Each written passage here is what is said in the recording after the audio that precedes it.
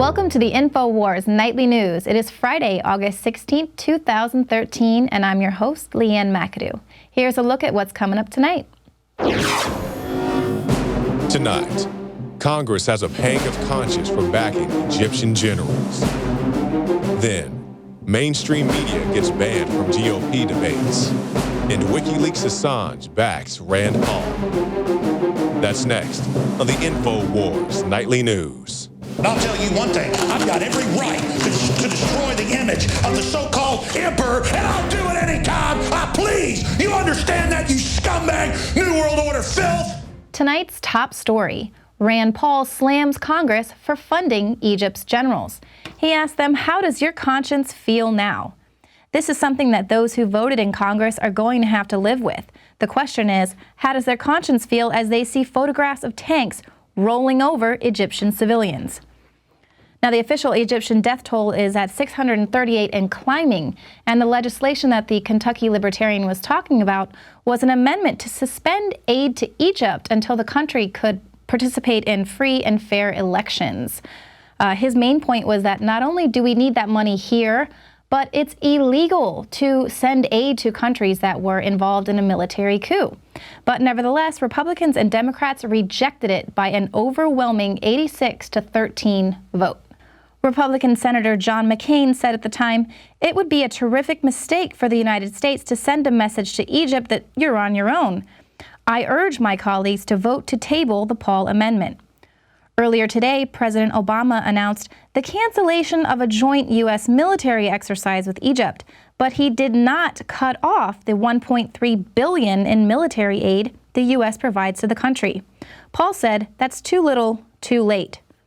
The president of the Council on Foreign Relations said that this mindset that if you don't give people money and weapons, then you're not engaged, is bizarre. I want to engage with the world, I just don't want to be engaged in battle. For those who think more weapons is engaging us with the Egyptian people, ask an Egyptian. When you're protesting in the streets and you're run over by an American tank, you're not going to be appreciative of American engagement.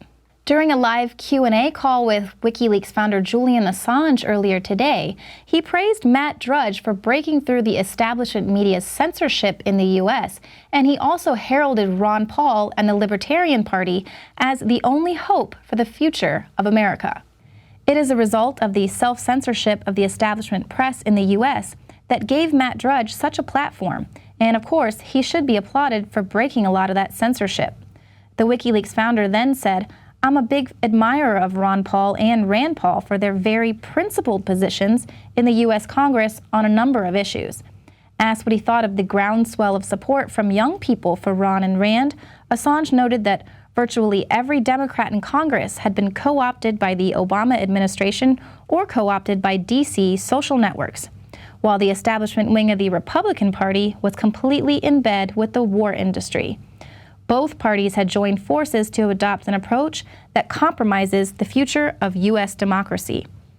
The libertarian aspect of the Republican Party is presently the only useful political voice in the U.S. Congress.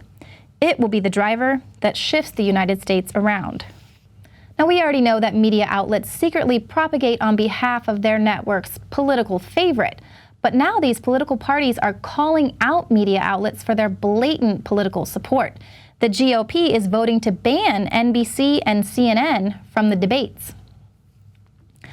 The Republican National Committee voted unanimously Friday to pull the group's partnership with the networks for the 2016 primary debates unless the networks kill their planned films on Hillary Clinton. According to the resolution called In Support of Media Objectivity and Accountability, the RNC called the planned films political favoritism and accused NBC and CNN of airing programming that amounts to little more than extended commercials promoting former Secretary Clinton. The chairman argued that moving ahead with the movie projects was evidence that neither network could be trusted to be fair arbiters in the presidential debate. Where was the RNC when the networks were being blatantly biased by not allowing Ron Paul to participate in the debates during the 2012 elections? Now, spy equipment exists virtually everywhere. It's to keep us safe from terrorists. But now the establishment media is under attack. Washington Post managing editor said in a statement that for about 30 minutes Thursday morning, readers of some Washington Post stories were redirected to the website of the Syrian Electronic Army. The SEA has taken credit for a string of web attacks on media targets that it sees as sympathetic to Syria's rebels. Among the targets the group claims to have hacked are Twitter feeds of the AP, Al Jazeera English, and the BBC. Now, Kurt Nimmo wrote about an article. It's up at Infowars.com. He said that the cyber attack against the establishment media might be the next phase in the never-ending war on terror. He said it's interesting that Bashar al-Assad would oblige the United States with yet another excuse to militarily attack his country. So will this hack attack against the mainstream media signal the opportunity that Obama is looking for to push the internet kill switch? Have you ever really considered your home's wireless security? How many devices do you have with wireless signals and radio frequencies going through your house? It's creepy enough that the government is spying on you. But imagine going into your toddler's room and hearing a man's voice cursing. One Houston family's baby monitor was hacked by a man who not only cursed at the child, but the parents too. And he had complete control of the camera. It felt like somebody broke into our house. He said, wake up, Allison, you little... The baby monitor is on a fixed signal, and as long as it's on, it can be hacked, just like all other monitoring devices. Miss Teen USA Cassidy Wolf has recently had her webcam hacked and has been threatened by her hacker, as he's saying he's going to post nude photos of her if he doesn't get a certain amount of money. If you're in a smart home, you're living a hacker's dream. They can hack into your alarm system, your garage doors, your water, your lights, and even your air conditioning, among other things. We've reported on TVs and cable boxes spying on people, but add in the baby monitor and factor in that cars can be hacked too. You're going 199 miles per hour now, even though that's very apparently not the case. Whoa, goes right from... Yeah. So turn the car off and on. Okay. So we just tricked the pre-collision system into thinking something very odd was happening, right? Because I was telling the car we're going 199, and it was like, should I brake? Should I tighten the seatbelts? What should I do? It went from like 201 mile an hour. It's like, I just ran into a brick wall. Yeah, exactly. I ran into a brick wall. And what you have is the terror threat of the future. Cybersecurity should be as important as your Second Amendment right. Oh, but don't worry, the government has it totally under control. At the industrial complex, the military industrial complex, they store all your data so they can keep tabs on you and make sure that you don't get out of line. No reason to be concerned, though. You trust your government, right? Just make sure that that creepy voice that's coming through your toddler's monitor isn't the voice of the IRS or the NSA. And when that hacker hacks into your alarm system, make sure that it's not the FBI, CIA, or even your local police, because they might actually have one of those 30,000 domestic drones that they purchased pointed at you, ready to use it as you try to break into your own home because they've hacked into your cell phone. Check out these two books, When Disaster Strikes and When Technology Fails. There's a special right now at InfoWarsStore.com. These books are by Matthew Stein, and they give you an insight on what to do when technology fails. I'm Gigi Arnetta with an Infowars Nightly News Alert. But hey, Miss Alabama says she feels safer being spied on, Miss Teen USA, so you better get your story straight if you want that crown, BB. But seriously, putting spy equipment in just about every single manufactured thing is going to mean that anybody and everybody, even little babies, can become a victim at some point. Now, yesterday we reported on the controversy surrounding a New Hampshire town that is trying to get a militarized vehicle from the Homeland Security to protect itself from domestic terrorists. Well, stick around because after the break, David Knight will be interviewing an Operation Paul Revere entrant who also happens to be one of those Free Staters. And now for tonight's Daily Quote. This one comes from Henry Kissinger. He was addressing the General Assembly of the UN. Progress and peace and justice are attainable. So we say to all peoples and governments, let us fashion together a new world order. Oh, Henry Kissinger. Such a charming, pleasant man. All right, well, please consider supporting this transmission by becoming a member of Prison Planet TV. For $5.99 a month, you get all the movies, the DVDs, the rants, and even better, you can share your username and password with up to 10 other people. Sign up today. We'll be right back. Now you can watch Alex Jones live at Infowars.com/show. You'll find links to all of our content there and a free 15-day trial for Prison Planet TV. You can also browse the network, the Infowars Nightly News, and over 60 movies and documentaries all together in one place. You can watch the Alex Jones radio show live as it happened. So check it out, Infowars.com/show. Introducing Pro One. All of your filtration in one system, portable, on the go. No more do you have 2 or 3 filters to just reduce sodium fluoride. You have a system that cuts out the sodium fluoride and up to 95% of hydrofluorosilicic acid. Advanced manufacturing technology combines silver-impregnated white ceramic with new Aquamedics advanced media for removal of fluoride and other heavy metals, all in one filter element. It is the only one that does it, and out of the gates, we have it discounted at 10% off with promo code WATER. This is the only system that in one unit helps reduce or remove pesticides, herbicides, chloramines, ammonia, and chlorine, hydrofluorosilicic acid, the most common form of fluoride not covered by other fluoride filter brands, and sodium hexafluorosilicate. Get your Pro Pure with the new Pro One filter today at InfoWarsStore.com or by calling 888-253-3139.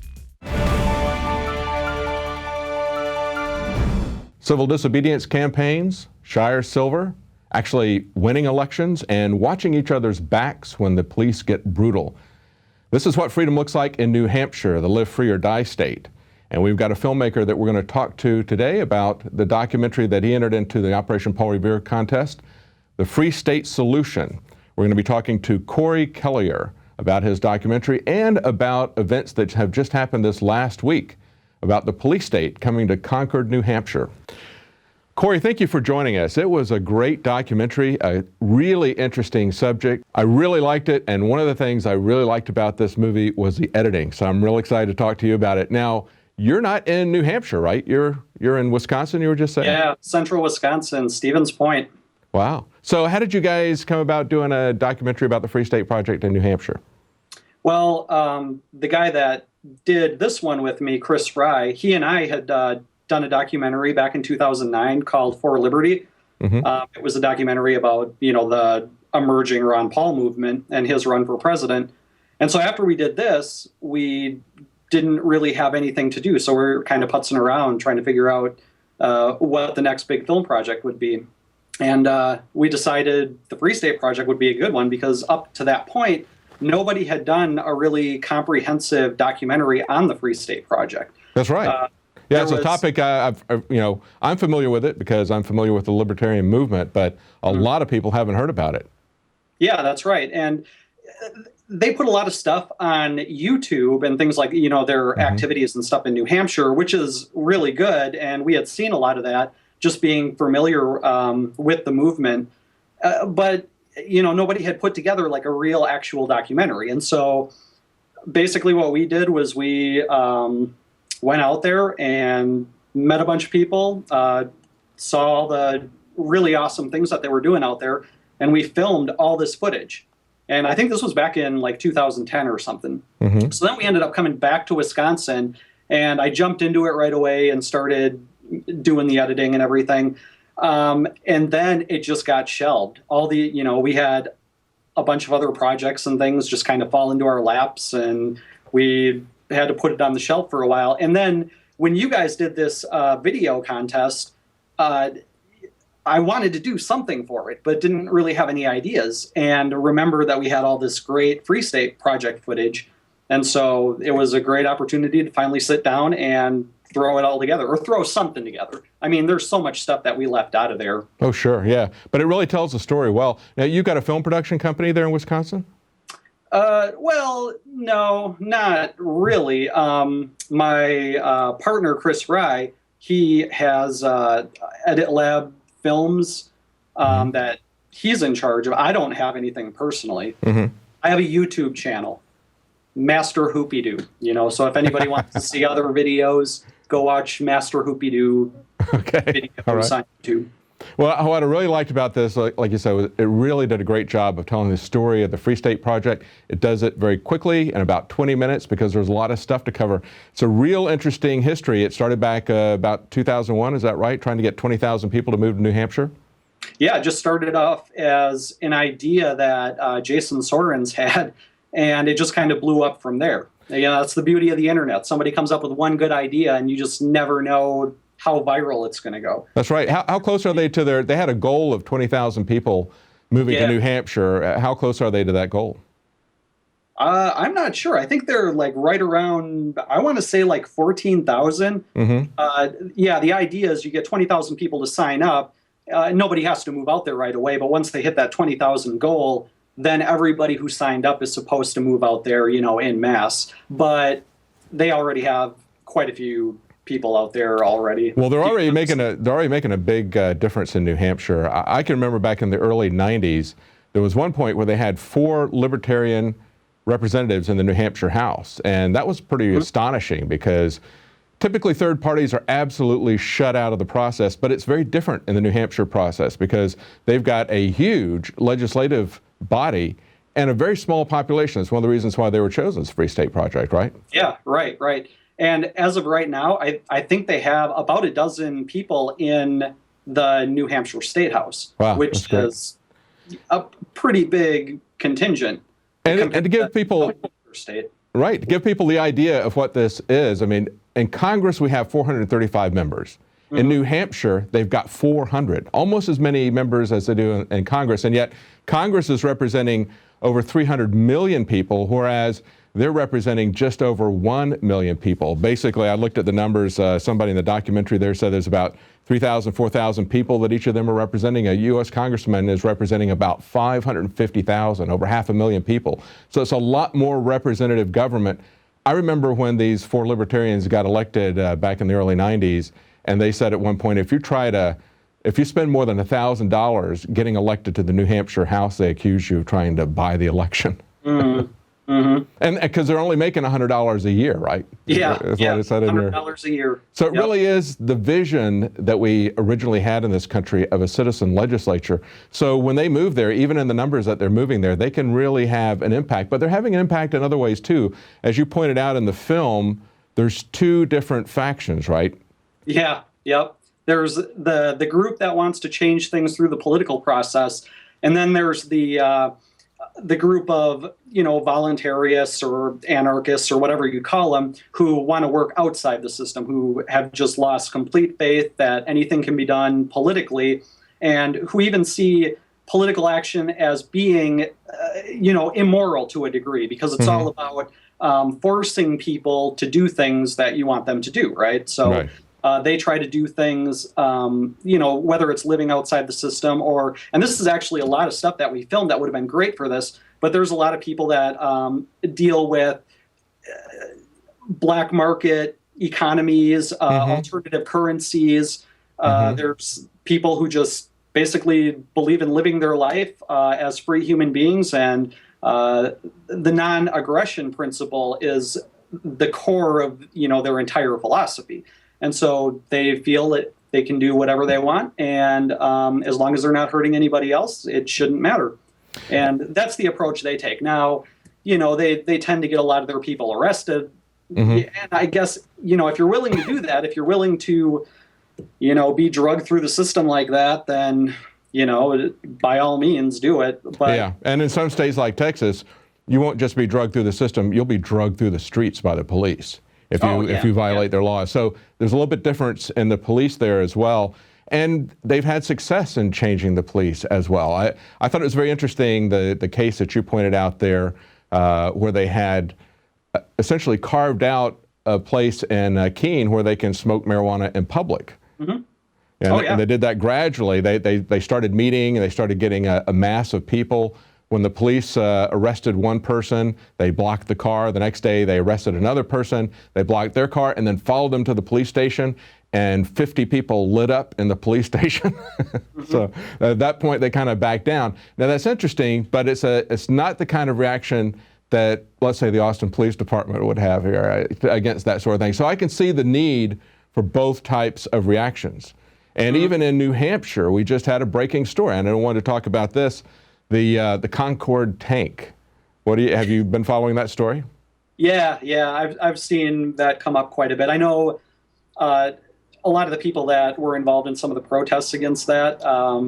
But yeah, that's a pretty ridiculous. And the reasons that were cited for needing this this big armored vehicle were pretty ridiculous as well. I mean, they basically came out and said, well, we haven't seen any kind of domestic terrorism yet, but we're presented with challenges from these people. So now apparently, if you challenge the police, if you make their job challenging, that's enough for them to label you a domestic terrorist and start asking Department of Homeland Security for a tank. And we've been telling people this for years, 10, 15 years. Okay. Alex Jones has been telling people this. We broke the story of the MIAC report back in 2009, where after the 2008 election, they went back and said, all these Ron Paul voters and Chuck Baldwin voters, they're terrorists and potential terrorists. And if you see a bumper sticker on a car, treat them as a dangerous individual, which means that they've got their hand on the trigger, they're ready to shoot you just because you've got a bumper sticker. But it goes beyond that. I mean, we see a real militarization of the police. And just for people who don't know the story, fill in the details real quickly, the Concord police chief requested a grant from Homeland Security for a $260,000 armored vehicle. And in that grant, he said New Hampshire's experience with terrorism slants primarily toward the domestic type. And then he goes on to say further down, he says, on the domestic front, the threat is real and here. Groups such as sovereign citizens, free staters, and Occupy New Hampshire are active and present daily challenges. I mean, that's about, he's connecting the dots. Basically, he's calling them potentially terrorist groups, the same thing we've been seeing. And New Hampshire is a hotbed of activism, absolutely. Yes. But there, even with that, there's no history of violence at all in New Hampshire. No, I take that back. There is a history of violence, but it comes from the police. It doesn't come from the activists. That's right. So, I know the first thing that always crosses my mind whenever, some belligerent bully starts, threatening to do bad things to you, my first thought is, hey, this guy needs a baseball bat. So that's essentially what's going on. You have the police who have this history of, their tasers and pepper sprays and arrests and everything else. And now they want a tank, to add to that. Yeah, it's kind of like the activists are kind of like the mottos live free or die. The activists are kind of the live free side, and the police are kind of like the or die side. But I thought it was interesting because they really pushed back on this. It got some press. They had a huge meeting. They filled up the meeting. Let's play this clip of the meeting here real quickly. Wall-to-wall people, some holding signs, many prepared to speak their minds about an armored vehicle that could be coming to Concord. He says in New Hampshire, terrorism slants primarily towards the domestic type. Free staters are productive people moving to New Hampshire because of the shared values with our neighbors of small government and more personal responsibility. We are not terrorists. At that meeting, John Duvall, who is the chief of the Concord Police, kind of walked it back, but he didn't really. What he said was, the intent was that there are, quote, homegrown clusters. Now that is Homeland Security code word for terrorists. Right, so he and still apparently that includes everybody now because, even peaceful activists are homegrown terrorists. So, but what's great about New Hampshire is that they did stand up and they put a stop to it. They're not getting their tank right now. That's right. And they postponed it. They're going to, the city council kind of blinked and they said, we're going to revisit this back in September. So that was the 12th that they had that beginning of the week. This is right. And what's really disturbing to me is not the fact that, they tried to get a tank. Every police department in America is doing that. They try to do that in, this city here. But the fact that people just sit back and they, just accept that and say, well, they got to protect us. And so we need tanks. New Hampshire is not like that. The activists took to the streets. They protested it. They flooded the city hall meetings. I could not imagine that happening here in Stevens Point. There's just no way. Nobody would care. That's right. And in New Hampshire, they also have pushed the envelope as far as fully informed juries. They did not require they got a law passed that does not require the judge to really tell the jurors that their rights and their duties are to judge the law as well as the facts of the case.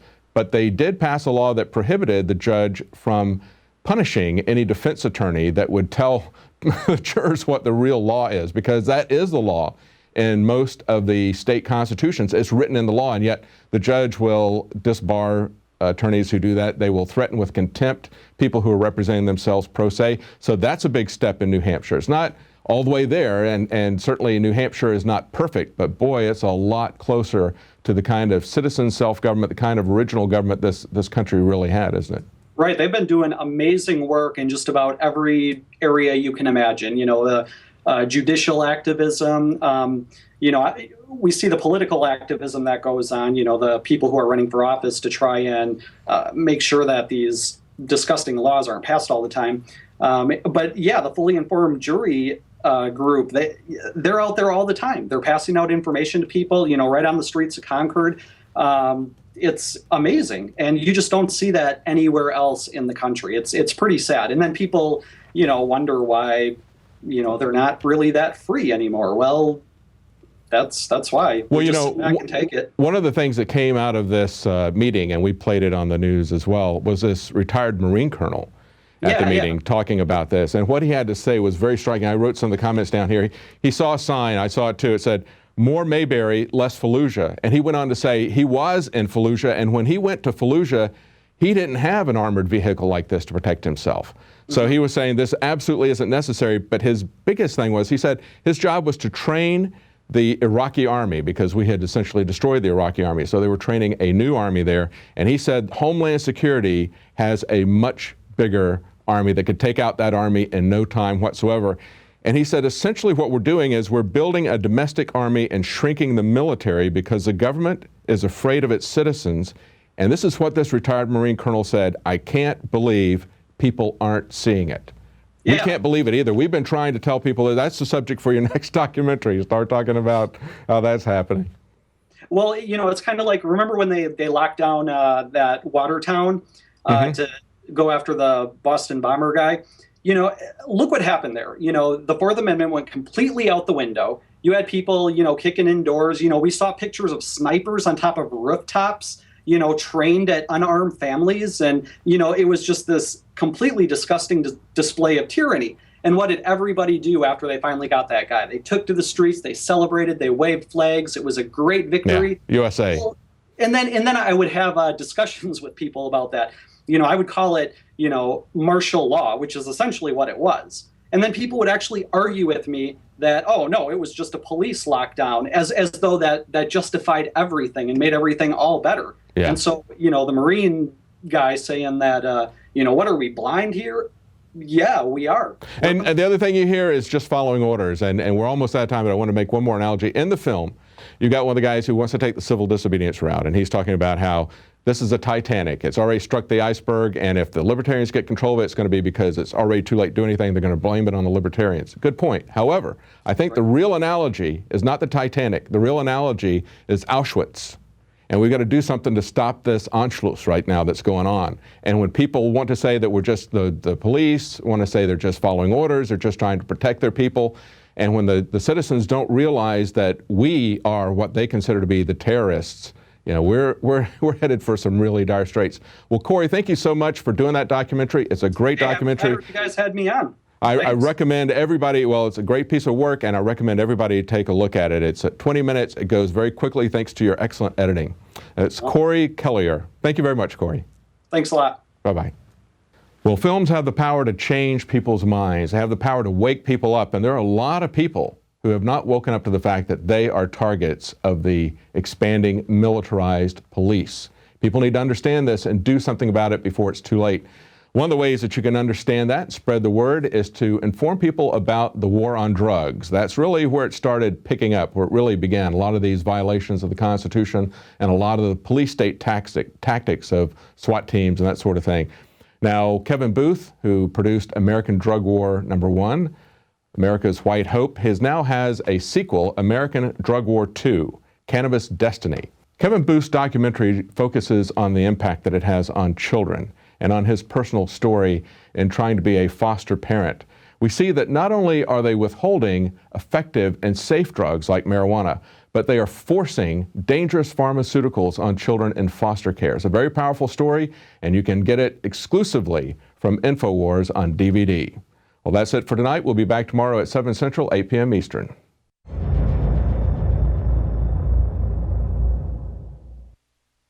Now you can watch The Alex Jones Show live as it happens at Infowars.com/show. You'll find links to all of our content there and a free 15-day trial for Prison Planet TV. More than 60 movies and documentaries all in one place at Infowars.com/show.